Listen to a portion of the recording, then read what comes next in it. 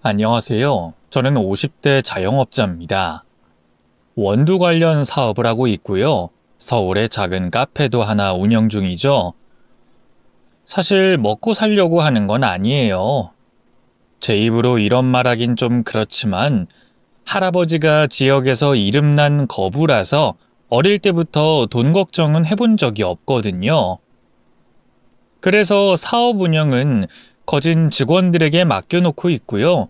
저는 주로 아내와 함께 시간을 보내고 있습니다. 남들이 보면 무슨 남자가 일도 안 하고 지 와이프 치마폭에만 쌓여 있냐고 욕할지도 모르겠어요. 하지만 저는 아내와 함께 있는 단 1분 1초의 시간도 소중하답니다. 모종의 끔찍한 사건으로 아내와 10년 동안 떨어져 살았거든요. 무슨 사연인지 궁금하시죠? 지금부터 천천히 이야기를 풀어나가 보겠습니다. 사실 아내는 처음 만났을 때부터 범상치 않은 여자였어요. 당시 저는 30대 초반이었고요. 이제 그만 좋은 여자 만나 결혼하라는 부모님의 등살에 못 이겨 매일같이 맞선을 보러 다니고 있었는데요. 그날도 피 같은 주말에 호텔 커피숍에 앉아 맞선 상대를 기다리고 있었죠.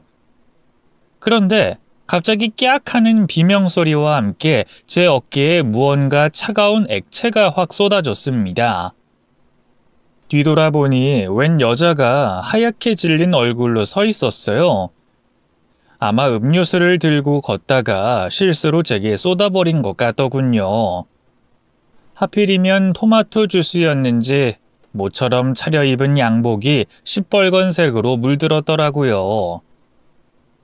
축축하고 시큼한 냄새에 기분이 나빴죠. 죄송해요. 제가 그만 발을 헛디뎌서. 괜찮으세요? 어쩔 줄 몰라 하던 여자는 품에 있던 손수건을 꺼내 흥건해진 제 옷을 닦아주기 시작했어요. 타인이 갑자기 제 몸에 접촉하는 게 당황스러워 황급히 자리에서 일어났죠. 괜찮습니다. 화장실 좀 다녀올게요. 네, 그러세요. 정말 죄송합니다. 화장실에서 대충 수습하고 돌아오니 여자는 아직도 그 자리에 그대로 서 있었어요. 마치 벌 받는 학생처럼 안절부절 못하고 있더군요. 저를 발견한 여자가 얼른 제 쪽으로 다가왔어요. 어떡해요. 옷을 다 망쳐서. 금방이라도 울 것 같은 얼굴이 자세히 보니 꽤 예쁘더군요. 저도 남자는 남자인지라 갑작스러운 사고로 생겼던 짜증이 슬며시 가라앉더군요. 괜찮습니다. 뭐 일부러 그러신 것도 아니고 사고로 생긴 일이니까요. 그래도 그 세탁비는 얼마나 나올까요? 일단 돈부터 드릴게요. 아니에요. 뭐 비싼 양복도 아니고 됐습니다. 그런데도 여자는 미안했는지 한사코 돈을 주려고 하더라고요. 제가 끝까지 안 받겠다고 하자 곤란한 표정을 짓더니만 생각지도 못한 뜻밖의 제안을 하더군요. 그럼 제가 밥이라도 살게요. 이 뒤에 일정이 있으세요? 오늘은 약속이 있어서 좀 힘들 것 같은데. 그럼 내일은 어떠세요? 제 연락처 드릴 테니까 편할 때 연락 주세요. 여자는 가방을 열어 수첩을 꺼내더니만 한 장을 쫙 찢었어요. 그리고 거기에 자기 번호를 적어 내밀더군요. 얼떨결에 받아드니 여자가 꼭 연락 주세요. 꼭이요? 몇 번을 당부하고는 인사 후 커피숍 밖을 나갔습니다. 마치 교통사고를 당한 사람처럼 한동안 어리 빠져 있었던 것 같아요. 그녀가 떠난 뒤에도 그 미안해하던 얼굴이며 은은한 비누향이 잊혀지지 않았죠.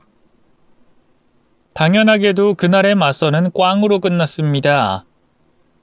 제가 도무지 집중을 못하니 맞선녀는 기분 나쁜 티를 팍팍 내다가 그냥 가버렸죠. 그래도 아무 생각도 들지 않았네요. 그때 제 머릿속을 지배했던 건 오직 그녀뿐이었으니까요. 고민하다 다음날 그녀에게 연락을 했어요. 그리고 그 주 주말에 근사한 레스토랑에서 함께 밥을 먹었죠. 어찌나 떨리던지. 지금까지 수많은 맞선을 보고 여자들과 밥을 먹었지만 그렇게 긴장한 건 처음이었죠. 혹시 이상한 소리를 내진 않을지, 음료수를 쏟는 실수를 하진 않을지, 별게 다 신경 쓰여서 밥이 코로 들어가는지 입으로 들어가는지조차 모르겠더라고요. 그래도 나름 이런저런 대화를 나눈 덕에 그녀에 대해서 많이 알게 됐어요. 그녀는 저보다 5살 연하였고요. 작은 무역회사에서 경리로 일하고 있었죠. 어릴 때 아버지가 돌아가셔서 엄마랑 남동생 이렇게 셋이 살고 있거든요. 남동생이 아직 학생이라 제가 실질적인 가장이에요. 어린 나이에도 가족을 위해 성실하게 사는 모습이 존경스러웠어요. 겉보기엔 유약해 보이는데 내면이 참 단단한 사람 같더군요. 그렇게 전 속수무책으로 그녀에게 빠져버렸습니다. 어떻게든 그녀와 연결고리를 만들고 싶었어요. 그래서 그녀가 화장실에 간 사이 계산을 해버렸죠. 그러자 그녀는 엄청 당황하더라고요. 아니, 제가 사려고 했는데 영철 씨가 계산해버리시면... 누가 계산하면 어때요? 맛있게 먹었으면 됐죠. 그치만... 그럼 다음에 만날 땐 진짜 정숙 씨가 사세요. 나름 다음에 또 만나고 싶다는 제 마음을 담은 말이었죠. 천연덕스럽게 얘기하려고 했는데 여자 만나본 경험이 별로 없어서일까요? 얼굴에 열이 확 몰리더군요. 거울로 굳이 보지 않아도 시뻘개졌다는 걸 알 수 있었죠. 그러자 그녀는 한참을 묘한 표정으로 저를 바라봤어요. 혹시 거절하려는 건가 싶어 긴장한 순간 천천히 그녀의 고개가 위아래로 움직이더군요. 좋아요. 그럼 다음에 또 만나요. 연락 기다리고 있을게요. 참 이상하죠? 그때 그녀의 표정은 금방이라도 울 것처럼 슬퍼 보였어요. 마음에 드는 남자에게 대시받은 여자 같진 않았죠. 그래서 혹시 내가 마음에 안 드는 건가? 옷 때문에 어쩔 수 없이 다음을 기약한 건가? 별의별 생각을 다 했네요. 그래도 그녀는 제가 약속을 잡을 때마다 군말 없이 나와줬어요. 그렇게 데이트 1번이 2번이 되고 3번이 되고 5번째인가 만났을 때쯤 장미꽃 100송이를 사서 정식으로 고백을 했더랬죠. 거절당할까 걱정했는데 다행히 그녀는 제 마음을 받아줬습니다.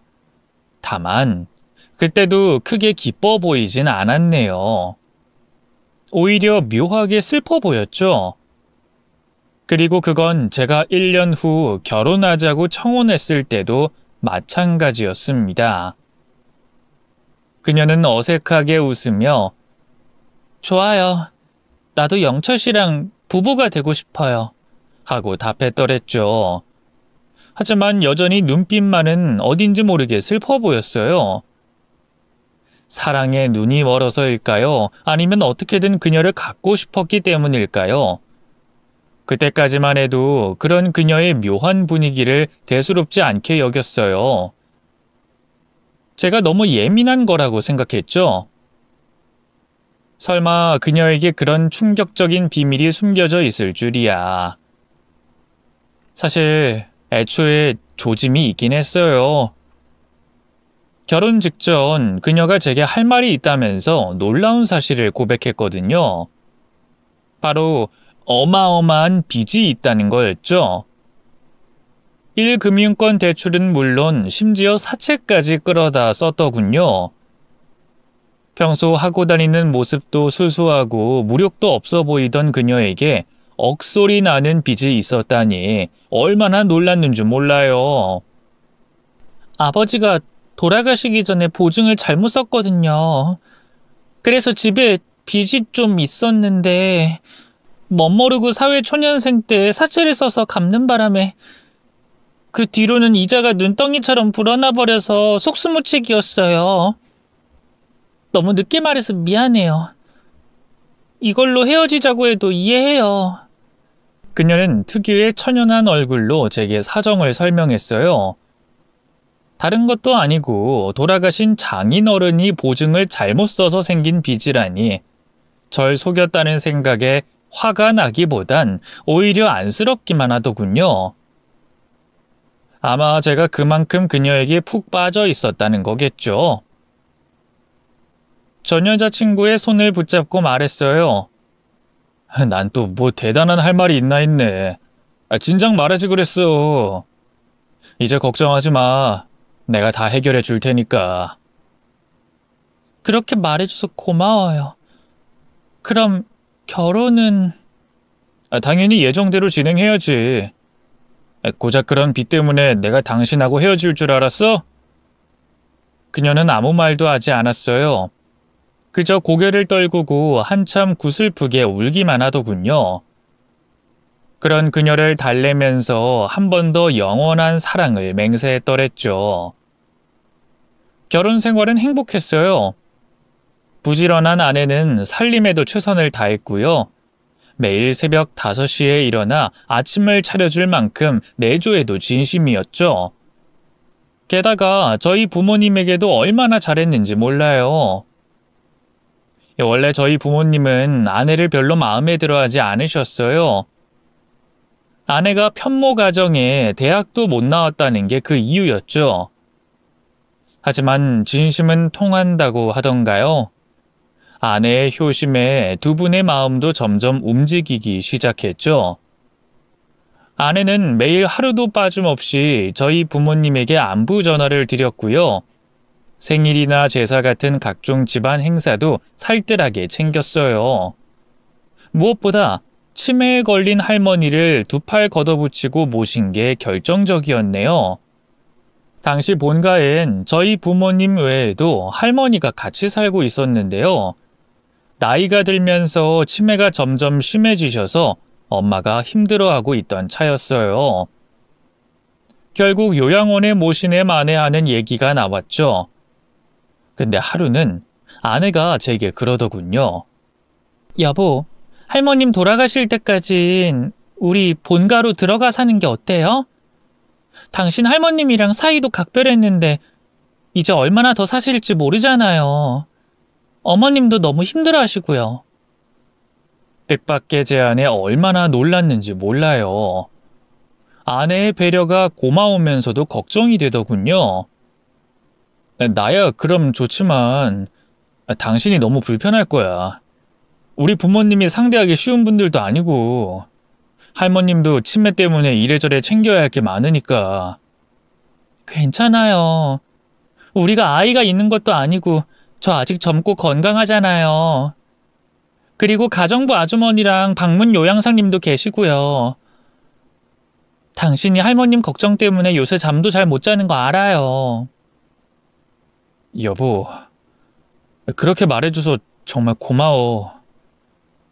아내와 상의 끝에 저희는 합가하기로 결정했어요. 하나뿐인 아들이 결혼한 뒤 내심 쓸쓸해하던 부모님은 크게 기뻐하셨죠. 아내는 치매에 걸린 시할머니를 정성껏 모셨어요. 할머니도 그런 아내의 마음을 알았는지 유독 아내를 따랐더랬죠. 한 번은 그런 일도 있었네요. 할머님이 치매에 걸린 뒤로 식탐이 강해지셨는데요. 그날따라 유독 간식으로 드린 홍시를 허겁지겁 드시더라고요. 결국 사례가 들려 마구 기침을 하더니 갑자기 구역질을 하기 시작했죠. 그런데 이게 웬걸. 아내가 재빨리 달려와 할머니가 토한 걸 손으로 받아내지 않겠어요. 지켜보던 저는 물론 부모님까지 얼마나 놀랐는지 몰라요. 아내의 손과 옷은 순식간에 토산물로 더러워졌죠. 기분이 나쁠 만도 한데 아내는 얼굴 한 번 찌푸리지 않았어요. 그저 할머니 등을 두드리며 아이고, 그러게 천천히 드시라 했잖아요. 괜찮으세요? 하면서 할머니 걱정만 하더군요. 여기 물 드세요. 옳지. 천천히 드세요. 맛있다고 급하게 드시면 체해요. 꼭꼭 씹어 드셔야죠. 아셨죠? 아내는 마치 어린아이를 대하듯 할머니를 달랬어요. 그리고 할머니가 기침이 잦아든 후에야 화장실로 가서 더러워진 몸을 닦았죠. 어머니는 나도 저렇겐 못하겠는데 대단하구나 하면서 혀를 내두르시더군요. 아버지도 말은 안 하지만 내심 감동한 게 분명했어요. 그 뒤로 아내를 대하는 태도가 눈에 띄게 부드러워졌거든요. 자연스럽게 저도 처갓집에 더 신경을 쓰게 되더라고요. 그쯤 처남이 군입대를 하는 바람에 장모님 혼자 지내고 계셨거든요. 그래서 더 자주 찾아뵙고 용돈도 넉넉히 드렸죠. 보다 못한 아내가 여보, 엄마한테 자꾸 돈 주지 마세요. 따로 생활비도 드리고 있잖아요. 하고 말릴 정도였죠. 뭐 어때? 사위가 장모님 용돈 챙겨드리는 건데. 당신이 우리 집에 하는 거에 비하면 이 정도쯤이야. 그래도 자꾸 그러면 엄마 버릇 나빠져요. 안 그래도 당신이 집안 빚도 다 갚아줬는데. 참 이상하죠? 그렇게 저희 부모님한테는 잘하는 아내인데 정작 장모님과 처남한테는 너무하다 싶을 정도로 무심할 때가 있었어요. 친정조차 잘 가지 않으려고 했죠. 장모님도 그걸 느끼셨는지 자주 서운하다 말씀하셨네요. 에휴, 우리 정숙이가 첫째라 그런지 좀 무뚝뚝한 구석이 있어. 가끔은 너무 냉해서 서운하다니까. 원래 자식들이 다 그렇죠 뭐. 저도 저희 부모님한텐 그래요. 너무 서운해 마세요, 장모님. 그만큼 제가 잘할게요. 아유, 역시 우리 사위밖에 없네. 정숙이 그것이 시집하는 잘 갔다니까. 장모님은 아내와는 정반대 사람이었어요. 크게 감정 기복이 없고 내성적인 아내와 달리 희노애락이 분명하셨고요. 외향적이라 부녀회다 뭐다 바깥 활동도 많이 하셨죠. 또 장인어른이 돌아가신 지 오래돼서 그런지 연애도 즐겨 하셨네요. 참 자유분방한 분이었죠. 그래서인지 뭔가 필요한 게 생기시면 저희 부부에게 스스럼 없이 요구하곤 했는데요. 아무래도 아내가 전업주부가 돼 수입이 없다 보니 그게 눈치가 보였나 봐요. 결혼 전에 제가 빚을 갚아준 것도 계속 마음에 담아두고 있었거든요. 결국 장모님 생신날 큰 사달이 나고 말았죠. 시작은 장모님이 조심스럽게 꺼낸 집 얘기 때문이었어요. 자네도 알다시피 지금 사는 집이 월세 아닌가. 타달이 나가는 돈이 아깝기도 하고 언젠가 주나 결혼하면 나 모시고 살겠다는데 며느리까지 드리기엔 너무 좁기도 하고 이사를 가긴 가야 할 것 같은데 돈이 있어야 말이지. 장모님의 앓는 소리에 아내가 들고 있던 젓가락을 소리나게 내려놨어요. 그러거나 말거나 장모님은 계속해서 말을 이었죠. 혹시 자네가 돈 좀 보태줄 수 있겠나? 뭐 많이는 아니고 한 1억 정도만. 제가 미처 뭐라고 입을 열기도 전에 아내가 먼저 말했어요. 엄마, 1억이 무슨 남의 집 개 이름도 아니고 저희도 그 정도로 큰 돈은 없어요. 그러자 장모님이 서운했는지 못마땅한 표정으로 아내를 흘겨보더군요. 너한테 안 물어봤다. 김서방한테 물어봤지. 김서방, 나도 큰 돈인 건 아네. 근데 이 싼 집은 이 늙은이가 살기엔 영 환경이. 아유, 그럼요. 나이 들수록 더 좋은 집에 살아야죠. 어떻게 뭐 봐둔 집이 있으신 거예요? 아내의 눈치가 보였지만 최대한 기껍게 대답했어요. 제가 돈이 없는 것도 아니고 구태여 거절에 장모님의 마음을 상하게 하고 싶지 않았거든요. 그러자 장모님의 얼굴에 화색이 돌더군요. 그럼 이따마다. 요 근방에 있는 2층짜리 단독주택인데 얼마나 예쁜지 몰라. 정원도 잘 돼 있고 아주 준한한 내 마음에 쏙 든다니까. 그러자 아내가 다시 끼어들었어요. 단독주택이 유지비가 얼마나 많이 드는지 알아요? 관리비며 보안업체며 못해도 달에 100은 늘 텐데 그럼 그 돈은 준하랑 엄마가 낼 수 있는 거예요? 그러자 장모님이 아내를 흘겨봤어요. 아니 얘는 아까부터 자꾸 이 나이에 내가 어떻게 일을 하니? 허리 디스크 때문에 제대로 서 있기도 힘든데. 준하도 아직 애잖아. 공부하기 바쁘다고. 엄마야 그렇다 치고 준하가 무슨 애예요. 벌써 29인데. 말 나온 김에 얘기하는 건데 준하 학원비도 언제까지 저희가 보태줘야 해요? 나이 먹을 만큼 먹었으면 자기 학원비 정도는 스스로 벌어서 써야죠. 아니 걔가 졸업만 했지 아직 사회생활을 못하고 있잖니. 취업 공부할 시간도 없는 앤데 무슨 돈을 벌어? 알바라도 해야죠. 저도 고등학교 졸업하자마자 바로 제가 벌어서 썼어요. 준하하고 너하고 같니? 그때야 너희 아버지 돌아가시고 나도 몸이 약해 어디 나가 일도 못하고 돈 벌 사람이 너밖에 없었잖아. 근데 지금은 김서방이 있겠다. 못하러 동생을 그런 고생시키려고 해. 이 돈이 엄마 돈이에요? 준하 돈이냐고요? 결혼 전에 빚도 갚아주고 지금도 준하 학비며 생활비며 이의가 다 대주고 있는데 이젠 집까지 사달라니 해도 너무하잖아요. 사람이 염치가 있어야죠. 아내의 말에 장모님은 크게 상처받은 것 같았어요. 순식간에 두 눈이 그렁그렁해지더군요. 아니 넌 엄마한테 어쩜 그렇게 모질게 말하니? 김서방, 얘가 이렇다니까?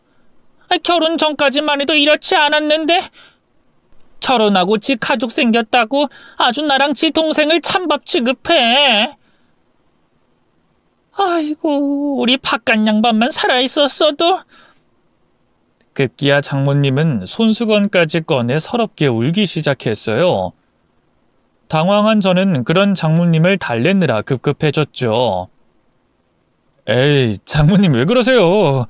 이 사람이 그냥 저한테 미안하니까 하는 말 같고 1억이면 그 집 살 수 있는 거예요?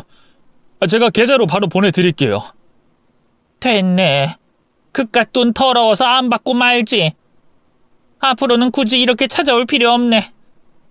내가 남의 집 일을 하든 거리에서 동냥을 하든 준하하고 둘이서 어떻게든 아등바등 잘 살아볼 테니까. 그렇게 말씀하시면 제가 서운하죠. 처남이나 장모님이나 제겐 소중한 가족인데. 뭐해 당신? 얼른 장모님한테 사과드려. 응? 그런데 아내도 어지간히 화가 났던가 봐요. 냉랭한 표정으로 가만히 서 있다가 그대로 자리를 박차고 나가버리더군요. 결국 장모님의 생신날은 그렇게 파투가 나고 말았죠. 집에 돌아와서 아내는 제게 신신당부했어요. 장모님에게 절대 집을 사주지 말라고 말이죠. 뿐만 아니라 지금까지 드리던 생활비도 앞으로는 주지 말라 하더군요. 에이 어떻게 그래. 장모님 형편 뻔히 아는데. 처남 취직할 때까지만 지금처럼 우리가 챙겨드리자. 응? 안 된다니까요? 사람이 누울 자리 보고 다리 뻗는다잖아요. 그렇게 당신이 물으니까 엄마가 정신 못 차리고 집까지 사달라는 거예요. 사위한테 집 좀 사달라는 게 뭐 어때서. 막말로 내가 능력이 없는 것도 아니고. 원래 당신이 처갓집 생계 책임지는 가장이었는데 나랑 결혼하면서 일 그만둔 거잖아. 남의 집 기둥 빼온 건데 나도 책임 있지. 아내에게 상처를 줄 생각은 없었어요. 그런데 제 말에 아내는 갑자기 눈물을 흘리더군요. 그럼 다 저 때문이네요. 제가 못나서 이렇게 당신한테 저희 가족 생계까지 떠넘기고. 얘기가 왜 그리로 튀어? 당신 정말 이렇게 나올 거야? 그 전까지 저희는 사소한 말다툼 한번 해본 적이 없었는데요. 그때 처음으로 부부싸움이라는 걸 했던 것 같아요. 아내는 속이 상했는지 어쩐 건지 잠깐 나가서 바람 좀 쐬고 오겠다고 했어요. 걱정됐지만 저도 나름 화가 나서 마음대로 하라고 대답하고는 서재로 들어가 버렸죠. 그땐 정말 몰랐네요. 그게 아내와의 마지막이 될 줄은 말이죠. 혼자 분을 삭히다 새벽녘에야 잠들었는데요. 다음날 눈을 떠보니 침대 옆자리가 텅 비어 있었어요.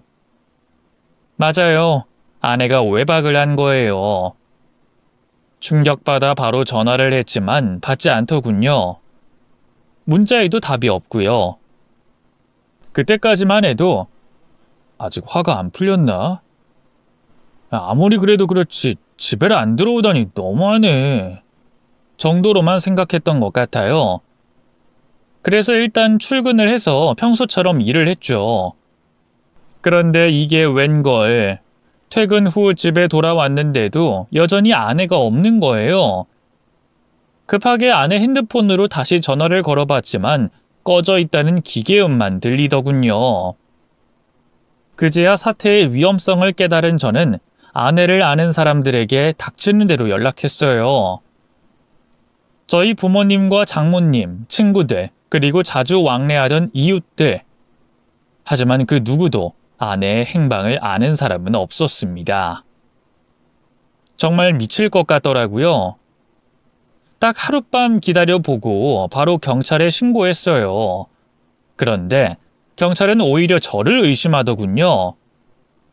아파트 CCTV 확인 결과 아내 혼자 스스로 외출했다는 게 밝혀졌거든요. 경찰은 전날 다퉜다고 했죠? 혹시 그때 아내분한테 폭력적인 성향을 보이진 않았습니까? 꼭 때렸다거나 그런 거 말고도 뭐 소리를 질렀다거나 물건을 던져서 부쉈다거나 그럼 덜컥 두려운 마음에 가출했을 수도 있어요. 하면서 저를 몰아세웠어요. 참 답답했습니다. 혹시 내가 뭔가 실수해서 정말 아내가 자발적으로 집을 나간 건 아닐까 하는 걱정도 됐죠. 그런 제 마음을 아는지 모르는지 아내는 일주일이 넘도록 행방불명 상태였습니다. 그쯤 되니 저도 멀쩡한 정신으로 버틸 수가 없더군요. 괴한하게 납치당한 건 아닐지 어디서 사고라도 당한 건 아닐지 미쳐버릴 것 같았습니다. 처음 1년은 오매불망 아내가 무사히 돌아오기만을 기다렸어요. 하지만 2년, 3년, 4년 시간이 흐를수록 저도 지쳐갔죠.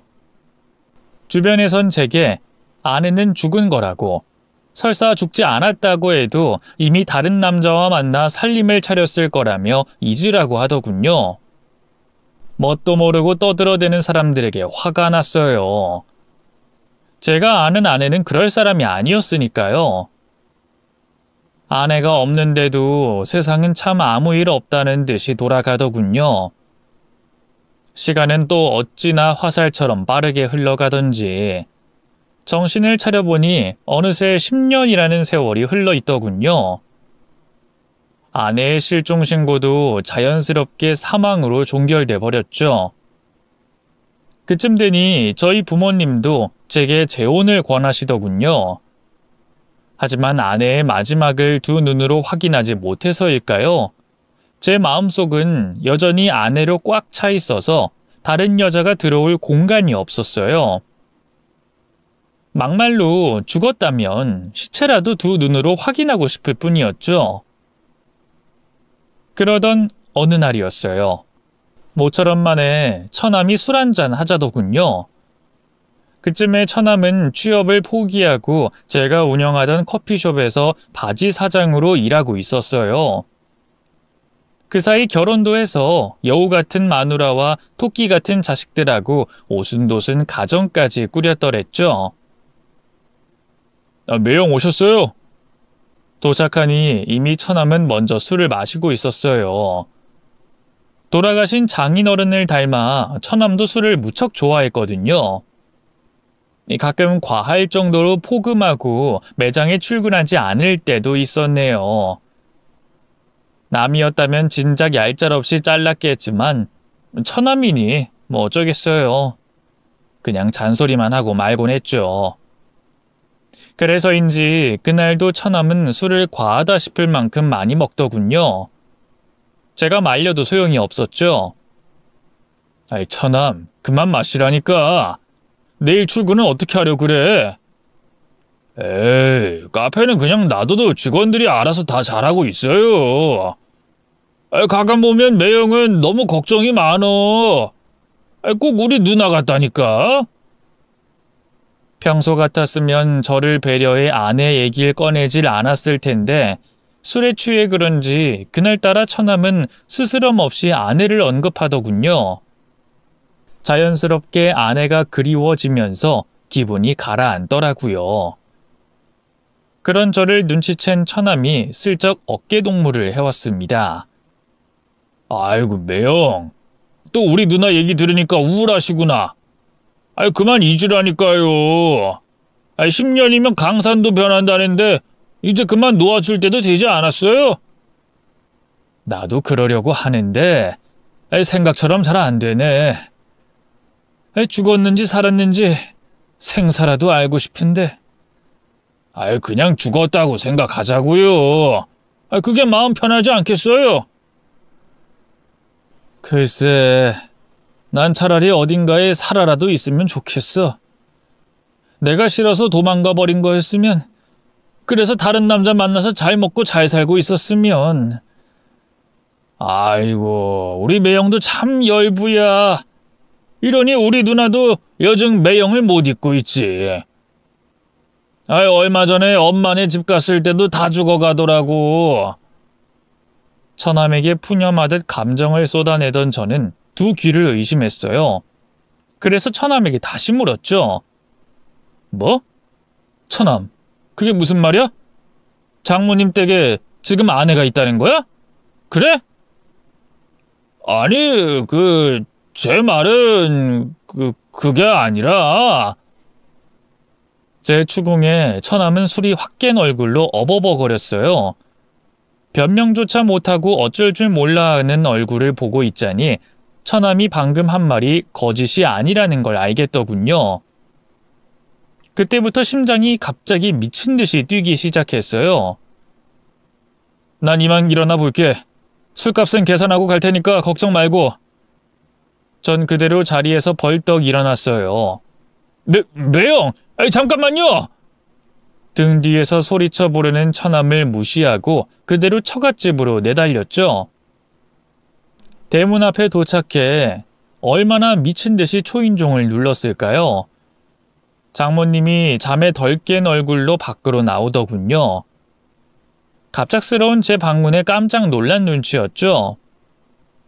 아니, 자네가 이 밤중에 무슨 일인가? 그 사람 보러 왔습니다. 여기 있다면서요? 그러자 장모님은 입을 떡 벌리던 것도 잠시, 이내 딱 잡아 떼더라고요. 뭐? 우리 정숙이가 여기 있다니. 아님 밤중에 무슨 홍두깨 같은 소리야? 자네 취했나? 정숙이가 집에 왔으면 내 진작 자네에게 연락했겠지. 조금 전까지 처남하고 같이 있었어요. 다 알고 온 거라고요.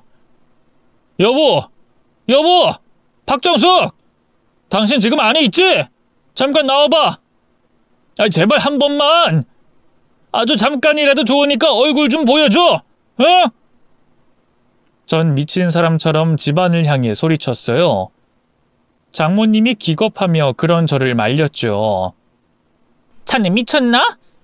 10년 동안 연락 한 번 없던 애가 어떻게 우리 집에 있겠어? 당장 돌아가게. 잠시만요. 저도 처남한테 다 들어서 알고 왔다니까요. 그렇게 장모님과 한참 실랑이 아닌 실랑이를 하고 있을 때였어요. 갑자기 집 안쪽에서 여보 나 여기 있어요 하는 가느다란 목소리가 들리더군요. 환청이 아니었어요. 분명 그토록 꿈에 그리던 아내의 목소리였습니다. 그리고 그 순간 전 보고 말았죠. 불안하게 흔들리는 장모님의 눈빛을요. 직감적으로 깨달았어요. 장모님이 뭔가 아내와 관련된 비밀을 감추고 있다는 걸 말이죠. 전 그대로 장모님을 밀치고 대문을 열었어요. 그러자 장모님은 어디서 그런 힘이 났는지 필사적으로 못 들어가게 막더군요. 안으로는 못 들어가. 자네 이런 것도 주거 침입인 거 몰라? 경찰 부르기 전에 당장 돌아가라고. 방금 그 목소리 그 사람 맞죠? 네? 분명 저를 불렀어요. 불렀다고요. 잘못 들은 거겠지? 그래, 내 솔직하게 말하겠네. 그동안 자네한테 미안해서 말 못했는데 내 딸 다른 남자 있어. 이미 그 놈이랑 살림 차리고 애까지 낳았다고. 그러니까 돌아가.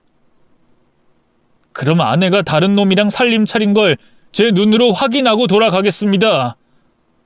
자네 정말 이럴 건가? 진짜 경찰 불러서 일을 벌려야 정신을 차리겠어? 어디 한번 해보세요.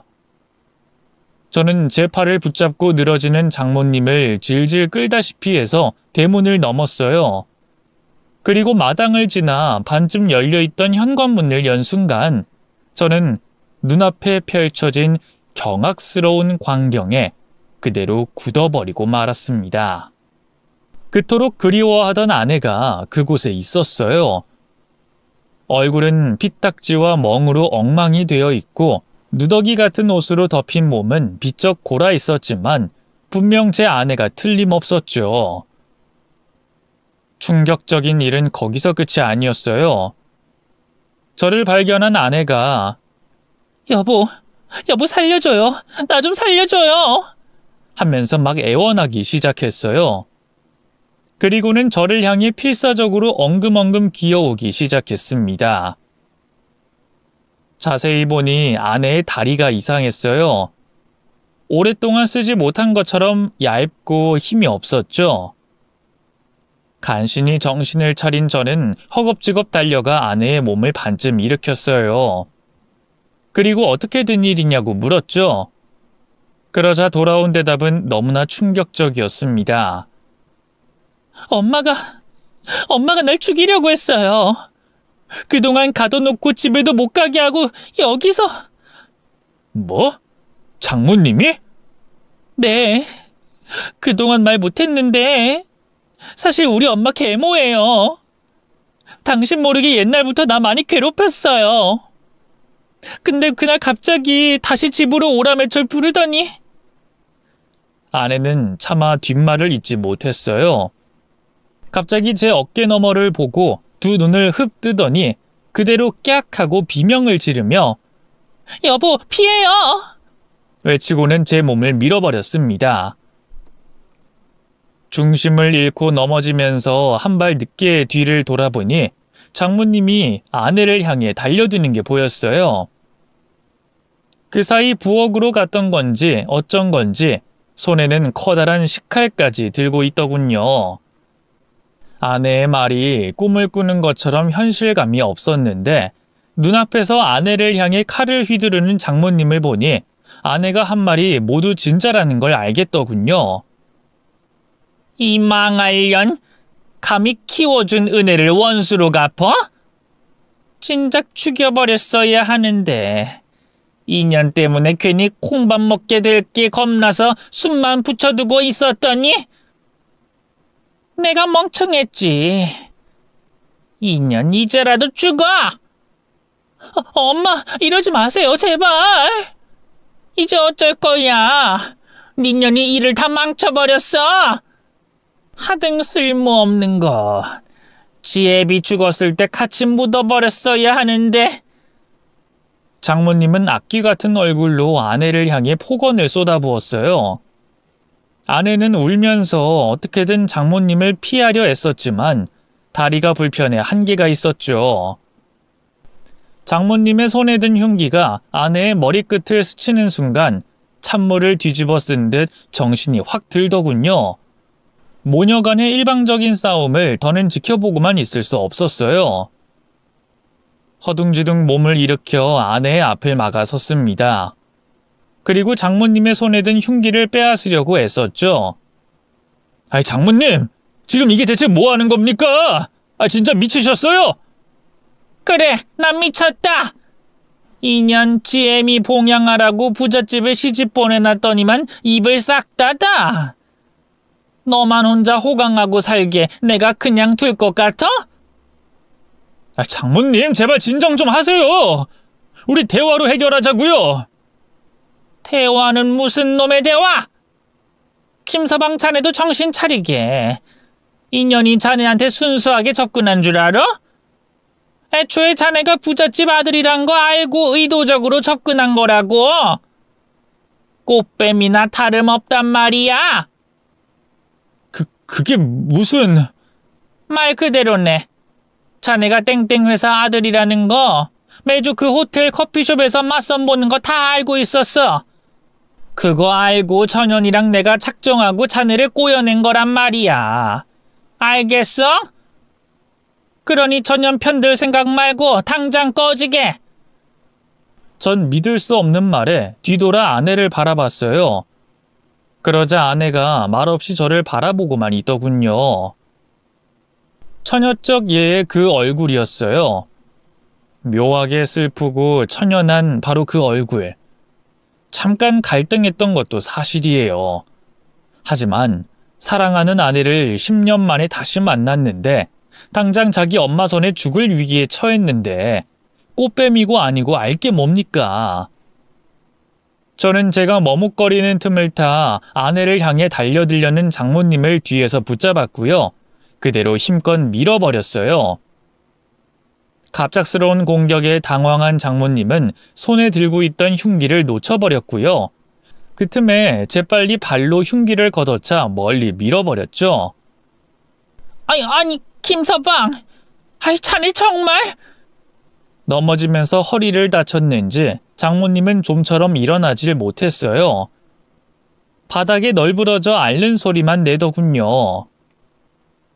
여보, 일단 엎혀. 자세한 얘긴 여길 빠져나간 다음 하자. 그 틈을 타 저는 얼른 아내를 등에 업었고요. 그대로 처갓집을 나와 밖으로 도망쳤습니다. 그리고 거리로 나와 택시를 잡아 탔죠. 정신이 없는 와중에도 일단 병원부터 가야겠다는 생각이 들더군요. 아내 몰골이 딱 봐도 멀쩡해 보이지 않았으니까요. 전 기사님에게 가장 가까운 병원으로 가달라고 했고요. 도착하자마자 응급실로 아내를 업고 달려갔습니다. 예상대로 아내의 상태는 심각했어요. 제대로 먹지 못한 탓에 영양실조로 거의 숨 넘어가기 직전이었고요. 오래전에 다친 다리로 이미 손 쓸 수 없을 만큼 망가졌다고 하더군요. 아내는 저를 만나 안심한 건지 어쩐 건지 까무룩 의식을 잃은 상태였어요. 걱정됐지만 의료진은 시간이 지나면 눈을 뜰 거라고 저를 안심시키더군요. 그러면서 조심스럽게 경찰 얘기를 꺼내더라고요. 아무리 봐도 아내의 상태가 평범해 보이진 않았으니까요. 전 일단 아내가 일어나면 얘기해보고 다시 말씀드리겠다고 했죠.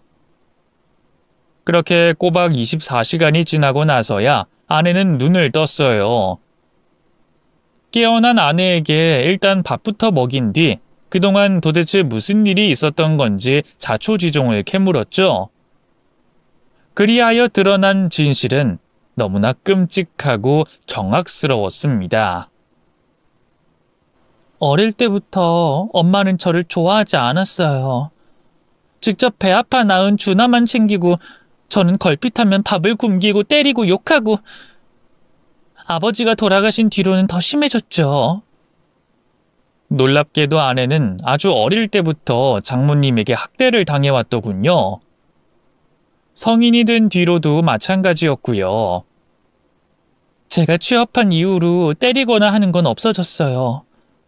어디 다쳐서 돈을 못 벌면 곤란했을 테니까요. 제가 번 돈으로 월세도 내고 주나 학비도 내고 연애도 하시고, 그러고도 부족했는지 제 명의로 빚까지 졌죠. 그럼 장인어른이 보증을 잘못 써서 생겼다는 빚은? 네, 다 엄마랑 준하가 사치하느라 진 빚이에요. 속여서 미안해요. 엄마가 그렇게 말하라고 시켜서. 아니, 이것도 다 핑계겠죠. 애초에 엄마가 시킨다고 그렇게 당신한테 접근한 것부터가 말이 안 되니까요. 사채 때문에 빚이 눈덩이처럼 불어나면서 제 월급으로는 도무지 감당이 안 되더라고요. 그러니까 엄마도 아차 싶었던가 봐요. 갑자기 저한테 돈 많은 남자 물어서 시집가라고 하더라고요. 그 남자한테 빚을 갚아달라고 하라고요. 그래서 내가 선택됐다는 거야? 당신은 정말 날 사랑한 게 아니었어? 제 물음에 아내의 두 눈이 눈물로 그렁그렁해졌어요. 아니에요. 물론 처음부터 순수하게 접근한 건 아니지만 그래도 어느 순간부턴 정말 당신을 사랑했어요.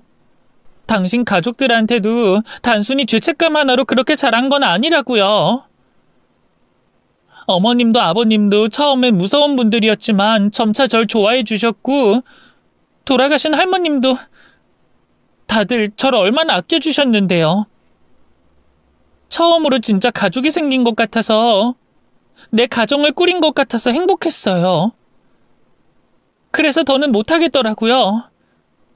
이런저런 핑계대면서 당신이 힘들게 번 돈 우리 엄마한테 갖다 주는 게 차라리 내가 이혼당하고 다시 옛날로 돌아가면 돌아갔지 당신한테 못할 짓이라는 생각이 들더군요. 그래서 그날 밤에도 장모님한테 그렇게 화를 냈던 거야? 네. 아마 엄마도 내심 놀라셨을 거예요. 아마 괘씸했겠죠. 혼자 바람 쐰다고 나왔을 때 엄마한테 전화가 왔어요.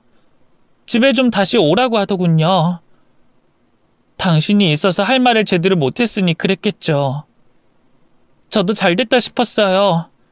이 기회에 엄마한테 연 끊자고 더는 당신하고 나 괴롭히지 말라고 딱 부러지게 얘기할 생각이었는데 글쎄 엄마가 뭐라는 줄 알아요? 만약 제가 아이를 못 낳으면 당신을 교통사고로 위장해서 죽이자더군요. 그럼 남은 재산이랑 보험금 싹 다 제가 받을 수 있다면서요. 아내의 고백은 너무나 충격적이었어요. 설마 장모님이 그런 생각까지 하고 있었을 줄이야. 알면 알수록 진짜 끔찍한 여자라는 생각이 들더군요. 제가 이를 악무는 게 보였는지 아내가 갑자기 고개를 숙였어요. 미안해요. 정말 미안해요. 그런 여자랑 엮이게 만들어서 그런 여자의 딸이라서 원래는 엄마랑 절연하려고 했거든요. 당신이랑 나한테 다신 연락하지 말라고. 근데 엄마가 절대 그럴 것 같지 않은 거예요. 그래서 당신이라도 벗어나게 해주고 싶어서 엄마한테 빌었어요. 당신 그만 놓아주자고. 나 이혼하겠다고. 그러니까 엄마는 엄청 화를 냈어요. 갑자기 장롱에 있던 야구방망이를 들고 나오더니 어릴 때처럼 저를 마구 때리기 시작했죠. 그때 다리가 부러졌고 너무 아파서 의식을 잃었고 다시 눈을 떴을 땐 이미 다리가 부러져서 혼자 힘으로는 어쩔 방법이 없는 상태였어요. 핸드폰도 엄마가 다 처분해버린 뒤였고요. 그렇게 무려 10년을 갇혀 있었던 거예요. 아내의 어마어마한 고백 앞에서 어떻게 반응해야 할지 모르겠더라고요. 제가 아무 말이 없자 아내의 흐느낌이 더욱 깊어졌어요. 미안해요, 여보. 나 같은 여자 때문에 당신만. 정말 미안해요. 끝없이 사과하며 서럽게 우는 아내를 보는데 가슴이 천갈래 만갈래로 찢어질 것 같더군요. 그 순간 깨달았어요.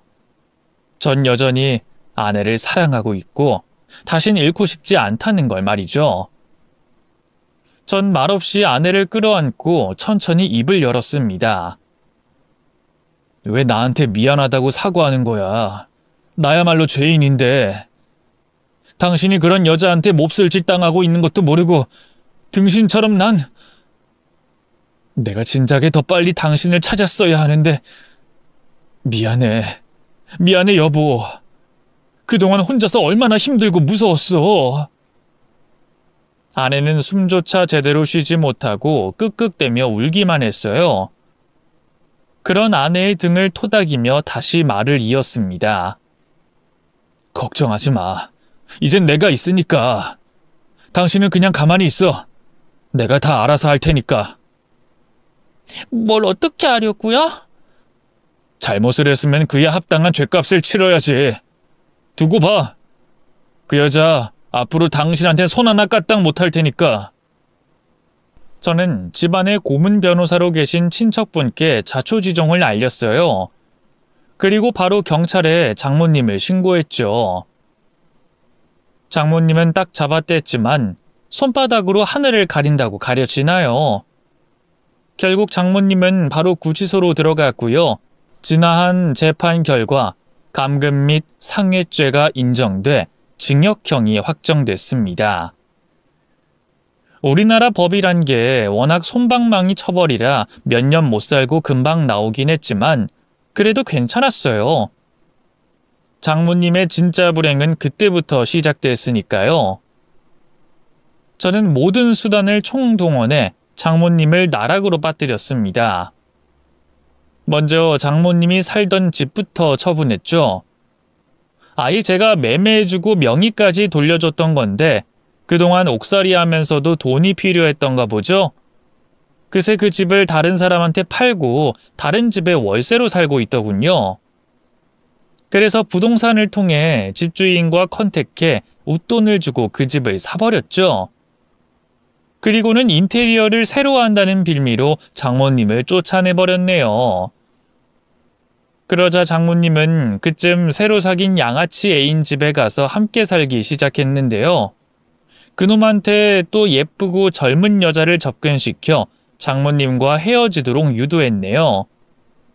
졸지에 집도 남자도 잃게 된 장모님은 그동안 한 짓 때문에 친척들에게도 차마 몸을 의탁할 수 없었고요. 염치 없게도 제 회사 앞으로 찾아왔더군요. 이보게 김서방, 나 돈 좀 빌려주게. 그나마 있던 집 보증금도 여기저기 돈 들어갈 곳이 많아서 다 써버렸고 새로 집을 구해야 하는데 먹고 죽을래야 돈이 없네. 아니면 자네가 집을 구해줘도 좋고.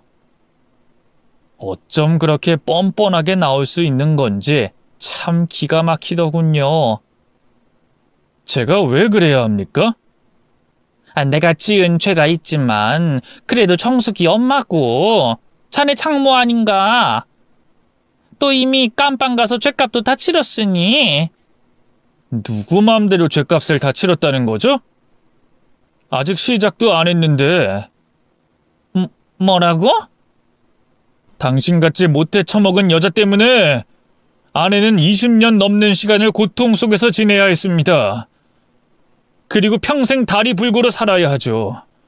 적어도 당신도 공평하게 다리 한쪽 정도는 잃어야 죗값을 치렀다고 할 수 있지 않겠어요?